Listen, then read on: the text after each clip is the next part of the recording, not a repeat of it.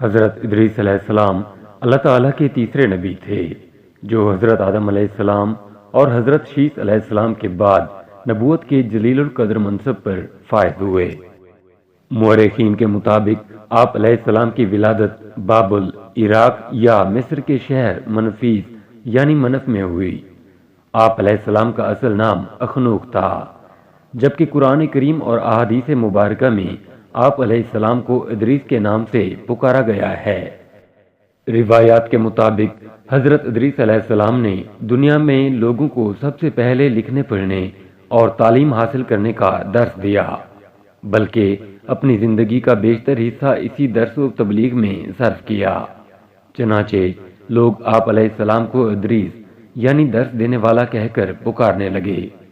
آپ علیہ السلام کا حضرت شیث علیہ السلام کی 5ویں پشت سے تعلق تھا، اور آپ علیہ السلام کا شجرہ نسب یوں ہے: ادریس بن یارد بن مہلائل بن کینن بن انوش بن شیث علیہ السلام بن آدم علیہ السلام۔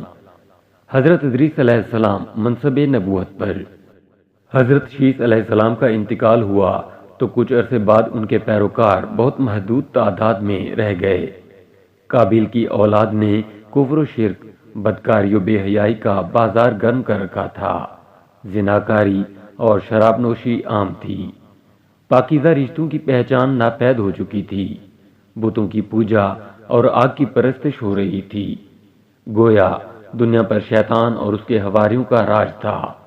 حضرت آدم علیہ السلام اور حضرت شیث علیہ السلام کی قائم کردہ شرعی حدود اور احکامات الہی کو پامال کیا جا رہا تھا، اور یہی وہ وقت تھا کہ جب اللہ جل شانہ نے اس بگڑی قوم میں ایک نبی مابعوث کرنے کا فیصلہ کیا، اور اس عظیم منصب کے لیے حضرت شیث علیہ السلام کی نسل سے حضرت ادریس علیہ السلام کا انتخاب فرمایا۔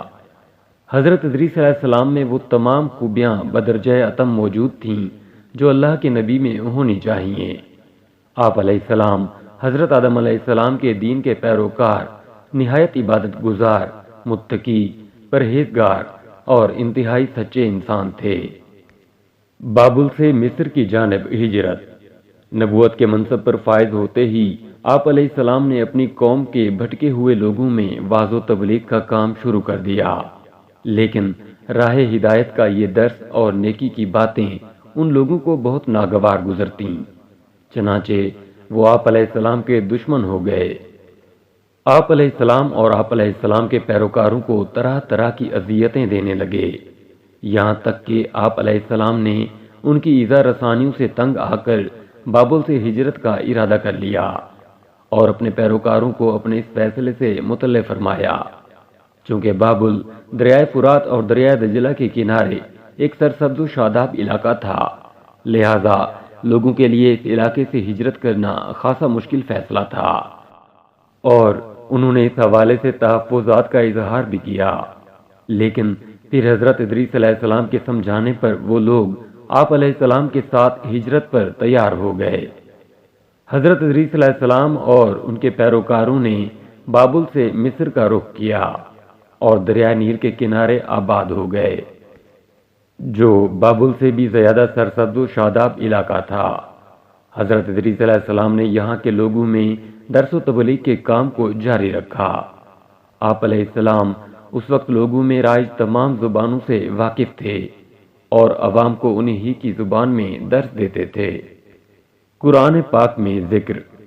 آپ علیہ السلام کا قرآن مجید میں 2 مرتبہ ذکر آیا ہے۔ سورہ مریم میں اللہ تعالیٰ فرماتے ہیں: اور اس کتاب میں ادریس علیہ السلام کا ذکر بھی کیجیے، بے شک وہ بڑے سچے نبی تھے اور ہم نے ان کو بلند رتبے تک پہنچایا۔ نیز سورۃ الانبیاء میں اللہ تعالیٰ نے فرمایا: اور اسماعیل علیہ السلام اور ادریس علیہ السلام اور ذوالکفل کا تذکرہ کیجیے۔ یہ سب احکام الہیہ پر ثابت قدم رہنے والے لوگوں میں سے تھے۔ قرآن کریم کی معروف و مستند تفسیر معارف القرآن کے مطابق حضرت ادریس علیہ السلام حضرت نوح علیہ السلام سے 1000 سال پہلے پیدا ہوئے۔ اللہ تعالیٰ نے آپ علیہ السلام کو نبوت کے مرتبے پر سرفراز فرمایا اور آپ علیہ السلام پر 30 صحیفے نازل فرمائے۔ حضرت ادریس علیہ السلام وہ پہلے انسان ہیں جنہیں علم نجوم اور حساب بطور معجزہ عطا کیے گئے۔ نیز سب سے پہلے انہوں نے ہی قلم سے لکھنا اور کپڑا سینا ایجاد کیا۔ ان سے پہلے لوگ عموماً جانوروں کی کھال لباس کے طور پر استعمال کیا کرتے تھے۔ پھر یہ کہ سب سے پہلے ناپ تول کے طریقے بھی آپ علیہ السلام ہی نے متعارف کروائے، اور اسلحہ بھی آپ علیہ السلام کی ایجاد ہے۔ آپ علیہ السلام نے اسلحہ تیار کر کے بنو قابیل سے جہاد کیا۔ علامہ ابن اسحاق کا کہنا ہے کہ دنیا کا سب سے پہلا شخص جس نے قلم سے لکھا حضرت ادریس علیہ السلام ہے۔ معاویہ بن حکم سلمی رضی اللہ تعالیٰ عنہ سے مروی ہے کہ انہوں نے حضور صلی اللہ علیہ وآلہ وسلم سے رمل کے بارے میں سوال کیا۔ یہ ایک ایسا علم ہے جس میں ریت پر مخصوص لکیریں کھینچ کر کچھ معلوم کیا جاتا ہے۔ تو رسول اللہ صلی اللہ علیہ وآلہ وسلم نے فرمایا، ایک پیغمبر تھے جنہوں نے یہ لکھا، لہذا جس شخص کا خط ان کے موافق ہو جائے تو اچھا ہے۔ علماء تفسیر فرماتے ہیں کہ پہلا شخص جس نے تبلیغ دین کے لیے وعظ و خطاب کا سلسلہ شروع کیا وہ حضرت ادریس علیہ السلام تھے۔ حضرت ادریس علیہ السلام چوتھے آسمان پر۔ ہلال بن یسار کہتے ہیں کہ حضرت ابن عباس رضی اللہ تعالیٰ عنہ نے حضرت کعب رضی اللہ تعالیٰ عنہ سے پوچھا کہ قرآن پاک کی اس آیت ترجمہ اور ہم نے ان کو اونچی جگہ اٹھا لیا کا کیا مطلب ہے؟ تو حضرت کعب رضی اللہ تعالیٰ عنہ نے فرمایا، اللہ عز و جل نے حضرت ادریس علیہ السلام کی جانب وحی بھیجی کہ میں تمہیں ہر روز تمام بنی آدم کے اعمال کے برابر درجات دیتا ہوں۔ اس سے مراد اس زمانے کے تمام بنی آدم ہیں۔ تو حضرت ادریس علیہ السلام نے چاہا کہ پھر تو اعمال میں اور اضافہ ہونا چاہیے، لہذا جب ان کے پاس فرشتے آئے تو انہوں نے وحی کا ذکر کرتے ہوئے کہا، میں چاہتا ہوں کہ ملک الموت سے بات کروں اور پوچھوں کہ کب تک میری زندگی باقی ہے۔ فرشتے نے حضرت ادریس علیہ السلام کو اپنے پروں پر اٹھایا اور انہیں لے کر آسمان کی طرف بلند ہو گیا۔ جب وہ چوتھے آسمان پر پہنچے تو ان کی ملک الموت سے ملاقات ہو گئی جو نیچے اتر رہے تھے۔ حضرت ادریس علیہ السلام کے دوست فرشتے نے ملک الموت سے حضرت ادریس علیہ السلام کے بارے میں ذکر کیا تو اسرائیل علیہ السلام نے پوچھا، حضرت ادریس علیہ السلام کہاں ہیں؟ فرشتے نے جواب دیا کہ وہ میری پشت پر ہیں۔ اس پر ملک الموت نے حیرت کا اظہار کرتے ہوئے کہا کہ واہ، تعجب ہے، مجھے پروردگار کی طرف سے کہہ کر بھیجا گیا ہے کہ حضرت ادریس علیہ السلام کی روح چوتھے آسمان پر قبض کر لو۔ تو میں نے سوچا کہ وہ تو زمین پر ہیں، ان کی روح چوتھے آسمان پر کیسے قبض کروں؟ ابھی اسی سوچ و بچار میں تھا اور زمین پر اتر رہا تھا کہ تم انہیں لے کر چوتھے آسمان پر آ گئے۔ پھر ملک الموت نے ان کی روح قبض کر لی۔ ابن ابی حاتم نے بھی اس آیت کی تفسیر کے ذیل میں اس حدیث کا ذکر کرتے ہوئے یہ اضافہ کیا ہے کہ حضرت ادریس علیہ السلام نے فرشتے سے کہا، ملک الموت سے میرے بارے میں سوال کرو کہ میری عمر کتنی باقی رہ گئی ہے، جبکہ حضرت ادریس علیہ السلام فرشتے کے ساتھ ہی تھے۔ فرشتے کے سوال پر ملک الموت نے کہا، جب تک میں انہیں دیکھ نہ لوں اس وقت تک کچھ نہیں بتا سکتا۔ پھر ملک الموت نے حضرت ادریس علیہ السلام کو دیکھ لیا تو فرشتے سے کہا کہ آپ مجھ سے ایسے شخص کے بارے میں سوال کر رہے ہیں جس کی زندگی پلک جھپکنے سے زیادہ نہیں رہی۔ پھر فرشتے نے پر کے نیچے حضرت ادریس علیہ السلام کو دیکھا تو ان کی وفات ہو چکی تھی۔ جنت اور دوزخ کی سیر۔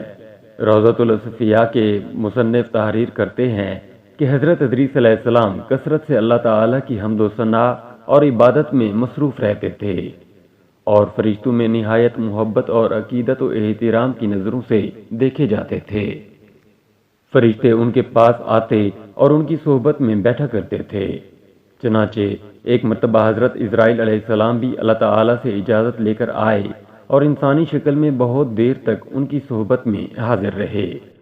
حضرت ادریس علیہ السلام کو جب معلوم ہوا کہ یہ کوئی انسان نہیں بلکہ حضرت اسرائیل علیہ السلام ہیں اور روح قبض کرنے کی خدمت پر مامور ہیں، تو آپ علیہ السلام نے ان سے فرمایا کہ میرا دل چاہتا ہے کہ تم مجھے موت کا ذائقہ چکھاؤ۔ اس پر حضرت اسرائیل علیہ السلام نے اللہ تعالیٰ کی اجازت سے ان کی روح نکالی اور پھر واپس کر دی۔ اس کے بعد حضرت ادریس علیہ السلام نے ان سے فرمایا، میرا دل چاہتا ہے کہ میں جنت اور دوزخ دیکھوں۔ چنانچہ حضرت اسرائیل علیہ السلام نے اللہ تعالیٰ سے اجازت لے کر انہیں دوزخ دکھائی۔ وہ دوزخ دیکھ کر جنت میں آئے اور بہت دیر تک وہاں کے مناظر دیکھتے رہے۔ آخر حضرت اسرائیل علیہ السلام نے عرض کیا کہ اب واپس تشریف لے چلیے، مگر حضرت ادریس علیہ السلام نے جواب میں کہا کہ جب تک جنت و دوزخ کو پیدا کرنے والا مجھے یہاں سے جانے کا حکم نہیں دے گا اس وقت تک یہاں سے نہیں جاؤں گا۔ چنانچہ اللہ تعالیٰ نے ایک فرشتے کو مقرر فرمایا کہ وہ ان کے درمیان فیصلہ کر دے۔ حضرت اسرائیل علیہ السلام نے اس فرشتے کو پوری صورتحال بتائی۔ پھر حضرت ادریس علیہ السلام نے فرمایا، میں قانون خداوندی کے مطابق موت کا ذائقہ چکھ چکا ہوں اور اب جنت میں آ گیا ہوں، چونکہ حق تعالیٰ نے فرمایا ہے، ترجمہ، ہم تم کو اس سے نہیں نکالیں گے، لہذا میں یہاں سے نہیں جانا چاہتا۔ حضرت کعب احبار کی روایت ہے کہ فرشتے نے اللہ تعالیٰ کے حکم سے فیصلہ کیا کہ اچھا، آپ علیہ السلام چھٹے آسمان پر رہیے اور فرشتوں کے ساتھ عبادت کیجیے۔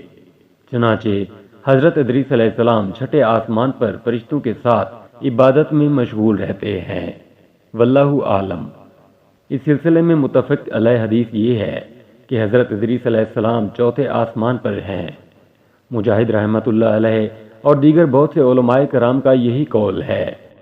حضرت زہری رحمۃ اللہ علیہ نے بھی حضرت انس رضی اللہ تعالیٰ عنہ سے معراج کی حدیث نقل کی ہے کہ جب نبی کریم صلی اللہ علیہ وآلہ وسلم معراج کی رات چوتھے آسمان پر پہنچے تو وہاں آپ صلی اللہ علیہ وآلہ وسلم کی ملاقات حضرت ادریس علیہ السلام سے ہوئی، جنہوں نے حضور صلی اللہ علیہ وآلہ وسلم کو دیکھ کر فرمایا، مرحبا صالح بھائی اور صالح نبی۔ آل قابیل کے ساتھ جہاد۔ حضرت ادریس علیہ السلام کی زندگی میں دو چیزیں بہت نمایاں ہیں، ایک وعظ و تبلیغ اور دوسری آل قابیل کے ساتھ جہاد۔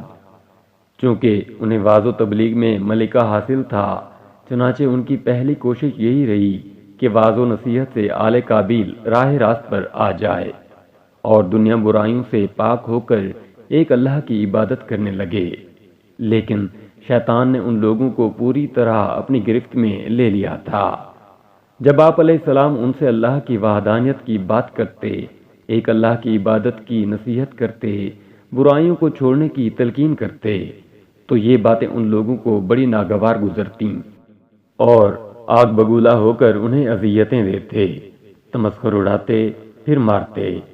دراصل ایک طویل عرصے تک شیطان کے زیر اثر رہ کر یہ لوگ شرک و کفر اور برائیوں کی دلدل میں گردن تک دھنس چکے تھے۔ دنیا واضح طور پر دو گروہوں میں تقسیم ہو چکی تھی، ایک شیطان کے پیروکار اور دوسرے اللہ رب کائنات کے ماننے والے۔ حضرت ادریس علیہ السلام اس صورتحال پر بڑے دل گرفتہ اور پریشان رہا کرتے تھے۔ آپ علیہ السلام نے لاکھ کوشش کی کہ کسی طرح تبلیغ کے ذریعے ان لوگوں کو راہ راست پر لایا جا سکے، لیکن جب کوئی صورت نظر نہ آئی تو انہوں نے اللہ تعالیٰ کے حکم سے ان لوگوں کے خلاف جہاد کا فیصلہ کیا۔ انہوں نے اللہ اور اس کے پیغمبر پر ایمان رکھنے والے نوجوانوں کی ایک جماعت کے ساتھ آل قابیل کے ساتھ جہاد کیا، جس میں اللہ تعالیٰ نے انہیں کامیابی عطا فرمائی اور بہت سے لوگ دین حق کی جانب راغب ہو گئے۔